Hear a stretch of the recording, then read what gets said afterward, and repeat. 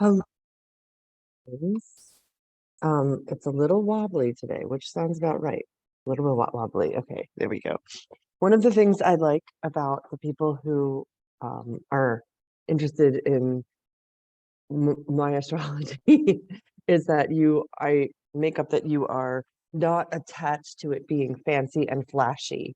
And I like that. And I thank you because sometimes I need to make, sometimes the opportunity that I have to make a video is in the waiting room of somewhere.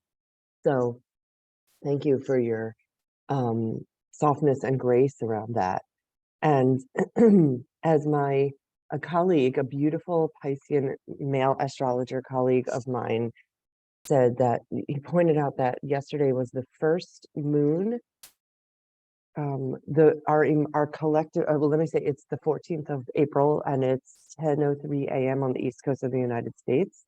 And yesterday was the first moon conjunct Pluto, with Pluto in Aquarius, like that we've had in 250 years. So I wonder how it felt for you yesterday. Usually when the moon and Pluto had been conjunct for the past like 15, 16 years in Capricorn, that could be the emotional world, our collective emotional worlds. This is yesterday. Think about yesterday, late afternoon and evening. Our collective emotional world could feel dense, really it's Capricorn is Earth, so you might feel it's like, oh, I can't get off the Earth kind of thing. And yesterday, with the moon conjunct Pluto in an air sign for the first time, well, in Aquarius specifically, for the first time in 250 years, what happened for me, I knew it was coming, and I never really, I don't live my life according to the astrology, like being worried about it, because it's going to happen whether I know it's happening or not. But what I didn't notice was I did get a big headache at the end of the day when the moon and Pluto were conjunct, and it's air and it's cerebral. And I also just felt like, oh my God, I have to lie down. It felt like that. And luckily it was bedtime here on the East Coast of the United States, but it was like pressure, Pluto in my cerebral Aquarius. And Aquarius is, for me, it's super smart energy. It is linear, and my brain just stopped working, and it had the planet of death sitting on the mental in the emotional world. Our moon is our closest heavenly body, so that's how it translates for me. I wonder how you all felt yesterday on the 13th. I know someone pointed out that in another country all the way across the world it was the 14th, so I don't have a timetable in front of me, and thank you for pointing that out. And I do know that you're all in different time zones, and I guess you could reflect back on the past 24 hours and see how it's been feeling. Now the moon has moved off Pluto, so I feel like, and it's in an air sign, so there's some like a little bit of at least for me, I feel like I still feel slow and heavy today, but I do feel like I'm not in a headache pain that I was last night.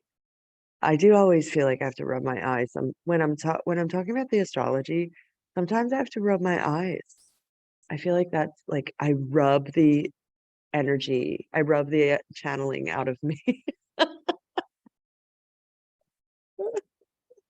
um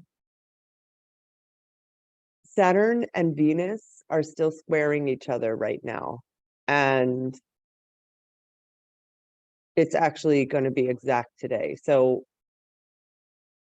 I've been saying this all week, and what comes up for me is, okay, so we're going to have two squares today. We're going to have squares are attention-filled energies. It's this energy of the moon is approaching a square attention-filled energy with how we communicate and how our minds work in an earth sign. So I I celebrate Saturn. I love Saturn. My Saturn return woke me up, got me out of fantasy land. I'm 52 now. And when Saturn comes along and is doing a transit, which he is for me because I'm Pisces, so he's in Pisces right now. I feel like he comes along, he's like, I see him as the good father, the father that is saying, hey, okay, you need to get your ducks in a row. So for the collective right now, what for you, where are you not speaking with integrity? Where are you when your words come out, Venus and Gemini? Could you tighten up a little? Like instead of just having a big diarrhea of the mouth, when let's pretend you go and you hang out with a friend and you're like, blah, blah, blah, blah, blah, and what here's a fantasy of what it would look like for you to involve Saturn in the situation. You would say to the friend, are you open to hearing me talk about what is going on in my relationship before you actually do it? And allow the friend to have a boundary, Saturn, and say, you know what, I don't have the bandwidth today. And you don't have to be responsible for whether the friend is capable of setting a boundary or not, but you get to offer the opportunity to the friend so that there's some choice involved. Saturn invites you to step into it feels like let's contain this a little bit. Or maybe I'm the friend and I say, you know, I can listen to you talk about your relationship and I can do it for about 10 minutes and I'm going to set a timer. I'm going to set a timer. This is stuff that has worked for me. Again, I invite you to take what you like and leave the rest about what I say, but this feels very helpful because with what is going on astrologically, we are all having so many really intense transits that you might not have the bandwidth to listen to the person. And I'm going to leave it at that. I'm going to leave it at that for now. And I want to also remind you that there's an eclipse on the 20th in Aries, and it is at the last degree of Aries.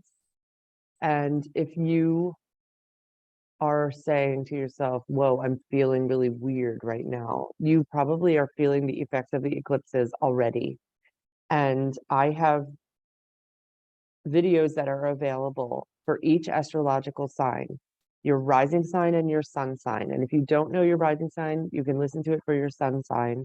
It'd be like, here's a 8 or 9 minute video for you about Virgo and how the eclipses are landing for your chart. This first eclipse, I might make a second round for the second round of eclipses. But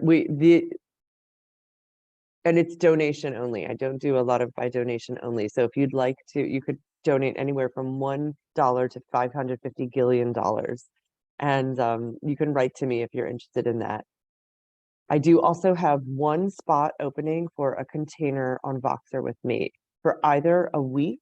That would be $444 to work with me for a week, one-on-one in VOXER, which is a voice memo app going back and forth about your astrology, the astrology. It's a sacred container, or 30 days.